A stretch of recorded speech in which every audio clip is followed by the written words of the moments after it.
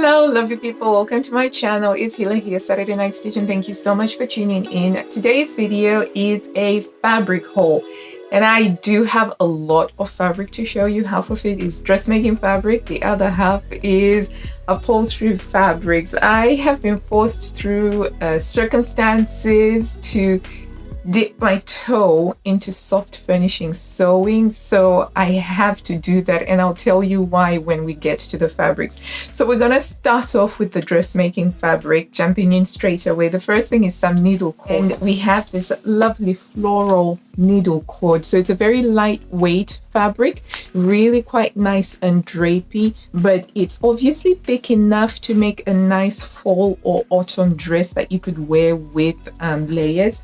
And I was actually thinking that it would go quite well with some of these cardigans that I bought from Marks and Spencer's that were supposed to be layers over summer. But summer turned out to be so hot that I didn't need to wear them. So I'm thinking that these would also make great transitional pieces. And as you can see, it matches really well. So I was like, oh my gosh, that would be perfect. But yeah, so we have this here.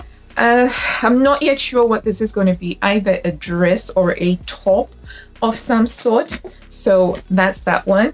The other one is a viscose challis, and it's a Minerva exclusive fabric, because Minerva have started doing their own stuff. And if you look at the selvage here, you'll see it says Minerva exclusives. So this one caught my eye because obviously it's got all of these lovely cool tone colors, and it's got the splashes of pink and purple that I tend to like. The print is a little bit more abstract than I normally would go for, but I really found it quite attractive.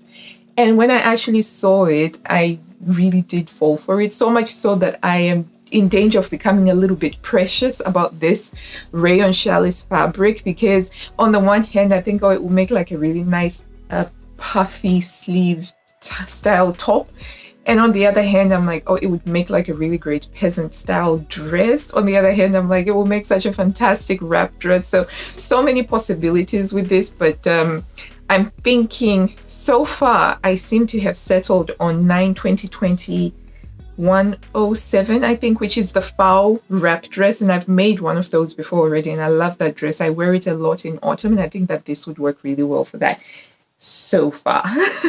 Of course, some of these things the mind can change occasionally. The other one is the cutest cuddle fleece fabric ever. I used a similar type of fabric before to make my son a compose robe. So when I saw this particular print, I was like, this is going to be perfect to make my girls some robes as well. And you guys, this cuddle fleece is just the coziest, softest thing that I have ever felt. And it washes really well because I've had a great experience with the other one that I made for my son, so I know that this one's going to be so good, and it's so perfect for this coming winter as well. So it's got like these really adorable woodland creatures. So you've got the acorns, you've got the deer, and you've got an owl. So full of whimsy, and I do like my things that do have whimsy, and it's really, really so nice, so adorable. So this is going to be compose robes for my daughters. It's going to be so cute, and it's going to be perfect actually. I think coming to winter, we're already, as I film this, we're already beginning to experience a bit of a chill in winter, and in fall. And today is the first day that I've actually had to put on some tights. So I've got some lightweight tights on just to protect my legs from just a little bit of a nip of cold. Not yet into thermals. I'm not yet wearing my thermal layers, but I think that we're going to be getting there soon. So I feel really nice about the fact that I'm already thinking about my autumn winter sewing. So the next two pieces of fabric that I'm going to show you, I actually bought these during a sale at Minerva. And so because I have the Craft Club membership, which gives you 10% off, and so when they're having a 10% or a 20% sale off, it means that I can get another 10% off. So with these ones, they were doing 20% off, I think. And so with an extra 10%, it was 30%. So it's like a really good deal. But I got the most gorgeous looking cotton poplin. So this is something to make for next summer. And it's a border fabric. It's fuchsia, right? at the bottom here. So the border runs across the selvage edge. See if I can spread it out completely for you. So this side here, that's the selvage. You go down the cross grain, and then you've got the selvage edge over there. You see that? So the idea is to make a dress with this bit being the skirt bottom, and then this top bit being the bodice, and it will be sleeveless. And I think it's just going to make a really adorable sundress. So this is going to be for next week, not next week, next summer. And yeah, it's a really nice cotton poplin. I was very, very happy to find this. I think it was, I think they were down to the last 2 digits in terms of meterage. So yeah, I was very happy to find this. Very excited to get something done with this in summer next year. And then the next thing is, it's a little bit of a challenge for me. So as you know, I've been sewing a lot of shirts lately, and I've been loving sewing the shirts, particularly for my husband. I sew a lot of shirts for him, and I'm enjoying the process very much. So I've sewn florals, I've sewn solids for him, but I've never tried checks. Checks has always been something that I've been a little bit too scared of. But then I saw this Robert Kaufman. It's a flannel fabric. It's got this gigantic check. See if you can see that. And I thought that these colors are so gorgeous, and the print, the check itself is so bold. I thought that this is going to make a really nice winter shirt for my husband. Let me just show you what that looks like here. Get that. So it's a really huge scale print. So normally for McCall's M6044, which is the pattern that I tend to use for him, I could get away with 1.75 meters. But with this one, I actually bought 2.5 meters because I wanted to make sure that I was going to get the plaid matching. So wish me luck. And it's a flannel, and it's got a really gorgeous weight to it, and it will make a very nice warm shirt for him. It's got really wonderful feel on the fabric side. It's so beautiful and woven so beautifully. So it's not actually a printed pattern. This is a woven pattern where they've used different strands of yarn. So it's so beautiful, really, really beautiful. And I am dreading it, but at the same time, I am quite excited by the challenge of making this shirt for him. The next batch of fabrics is some fabrics that I bought from Pound Fabrics when they were having a sale, and I needed to get some upholstery fabrics as well. So the first thing is this scuba crepe. It's like a thick, lightweight scuba fabric, and it has got a bubbly texture on the surface, so it gives it this sort of crepe look, but it's a scuba. So if you look on the one side, it's quite smooth and all that. And I got it because I think it was a silly price. I think it was something like £1.75 per meter or something like that. And I thought, well, I'll try it, and got that. And it's just to make some dresses, some skater dresses for my daughters who are growing so tall so fast. They're like little weeds. So I made a pair of Jolie Eleanor jeans, I think maybe probably about 4 months ago. And I hemmed them to fit her perfectly.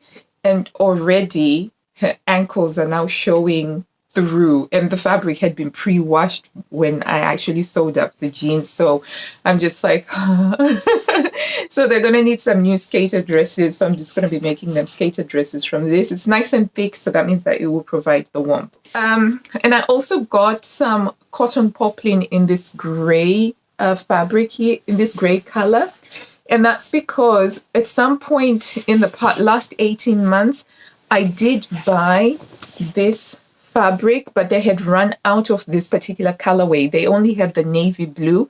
And initially, I wanted to make a shirt dress that had these contrasting colors. So bodice would have been the lighter one, and the skirt would have been the darker one. And I sort of went off of the project when I realized that this had sold out. But then when I saw this, I was like, hey, I could pick up on that project. And so I got 1 meter. And the idea is that it will make a nice, top bodice part, and then the one that's got the dark blue background, which I think I have somewhere. I just grabbed it. So this is the one that would make the skirt portion of the dress, and then this would be the top portion of the shirt dress, and the collars and the button plackets would be in this color. So I was very happy to get that, and I felt like it was a sign that I need to pick up with that vision and try and make it into a reality. So that was that. That's going to go into the summer pile, though. And then I got some polyester tartan. Oh no, I think it's a mix. I think it's got some viscose and some polyester to it. And it's a pink and black tartan. And I'm going to try and make a skirt out of this. And the idea is that the skirt would go with my black turtlenecks or my gray turtlenecks, and I'll wear it with black tights. And any leftovers I will use to make skirts or dresses for my daughters. The skirt pattern that I have in mind is from Bird, is it 8/20? I think it's from Bird 9/20/22. This year's Bird, and it's got a skirt with a slightly asymmetrical thing. I'll show it to you over there. I think that it will be suitable for that. So it's really quite nice, because I have decided that come rain, come thunder, some of my autumn winter outfits are going to have pink in it. And so that's that. For my oldest son, I got some of this Ponte fabric, which is in a camouflage print. You can see it's like a dark blue toned camouflage, and that's going to be to make him a jumper that he can wear for going to college. So he started his final year of college now, doing his A-levels, and he's beginning to get a sense of style, a sense of stuff, and he wanted something like this. And so I said, yeah, sure, I could make something for you. And luckily this was available. I showed it to him and he said he liked it. So that's going to be a jumper for him. It was very well priced as well, I thought, and it's really good quality. So it does have some stretch on the cross grain. So if you wanted to make something that's a little bit more form-fitting, though I can't imagine a camo sheath dress. So those are the dressmaking fabrics that I have. So it's quite a nice pile that's going to keep me busy for a while. The next is the upholstery fabric. So I'm going to show you this upholstery fabric that I'm getting. And I've been forced into this situation really through a sense of shame. So basically we have this huge sofa that we bought about 13 years ago. And within the first 12 months of us owning that sofa, I decided that I was going to wash the cushion covers, because we bought it secondhand off of eBay, as we always do stuff. And I didn't read the wash instruction, and I didn't know much about stuff. And so I just put it in the wash on a cold wash, and I tumble dried the cushion covers, and they shrunk. And they shrunk to the point where when I managed to stuff in the cushions, it would leave a gap nearly about this wide on the sofa. So consequently, for the rest of the years that we've been using it without the cases on it. And it's just got this. And I would just have like a large throw that I would wrap over the cushions. And it's just really, really quite embarrassing. So recently we've been having a lot of work getting done in the house. So yeah, it's been busy, a lot of busy tradesmen coming in and out and what have you, and coordinating all of that. And so I just realized I have to fix this. It's getting to the point where it's ridiculous that we constantly have this issue. So I decided that I'm actually going to do that, because I'm a seamstress, and I've got to make use of my sewing ability besides just making clothes. So I thought it should be simple, because thinking is like I'm making pillowcases. So I decided I'm going to have a go at it. So I found this really lovely velvety upholstery fabric on Pounds Fabrics, and it was reasonably priced. So I didn't feel like if I messed it up, I wasn't, wasting a lot of money on the fabric. So it's got like a really interesting texture on the inside there, but it's like a velvety, it's a really smooth velvety.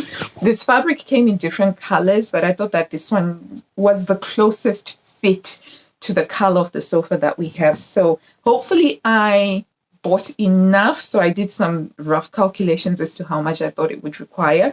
And I just now need to get the zippers to do the covers. So I'm going to be doing that because it would be such a shame. We're currently redoing the lounge and it's going to get a new carpet. We've put up some new lighting, of which, sorry, a little bit of a digression, but we're getting the work done, right? So we're getting some ambient wall lights put in so that we could have different levels of lighting. So I've been reading a lot and watching a lot of interior design videos and learning about how to make the room cozy, because coming winter, I just wanted to have one room that I could make as cozy as is possible so that we have at least one space to be really cozy.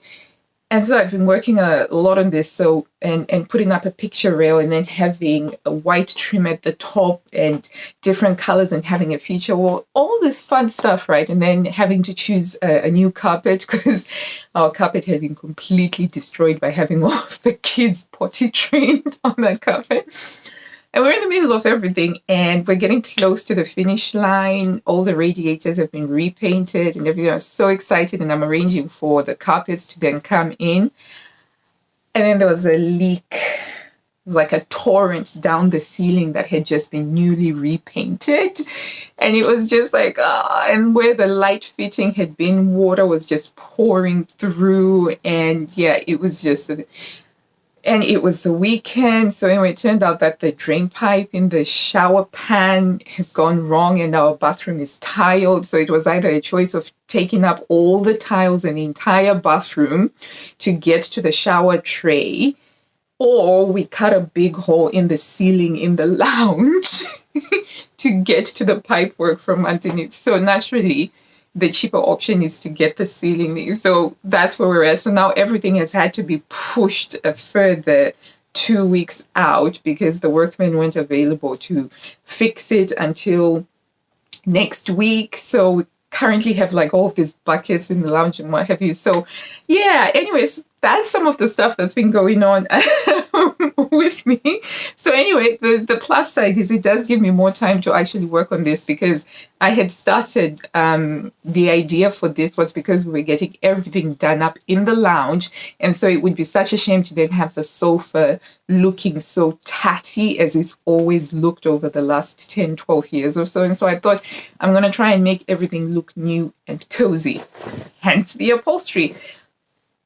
But now we've got a leaky ceiling and that's just going to require a lot more work. But you've got to laugh at these things when they happen. So we currently don't have any access to any showers. So we're having to use buckets in the downstairs cloakroom. So it's all been a lot of fun, so to speak. Anyway, digression aside, let me show you the last piece of upholstery fabric that I have. So as we all know, winter is coming, and as we all know, particularly here in England, there's a bit of a crisis with how gas prices are going to be high, and we are trying to work towards insulating the house a lot better so as to reduce our need to heat the house. So one of the things that I've realized we can do is to put a curtain in front of our main doorway because there's always a draft that comes in there. So I'm like, okay, over winter I can insulate it by putting a door curtain. So I went and I got this really cheap curtaining fabric. It's a stripe. It's nice, thick, and heavyweight, like that. And pound fabrics also, I didn't realize that, but they also do a blackout liner. So I got the blackout liner as well, which comes in different colors. And that's really awesome because these also help to increase the insulative properties of curtains. And yeah, so I'm just going to make a very simple straight down curtain that's going to kiss the floor. And the idea is we'll be able to close it and close the draft because there's a major draft that comes from that area. And that's just in an attempt to try and reduce the amount of heating that we need to make the house a little bit cozier when the time comes. So those are the fabrics that I have. This went on a little bit longer than I expected.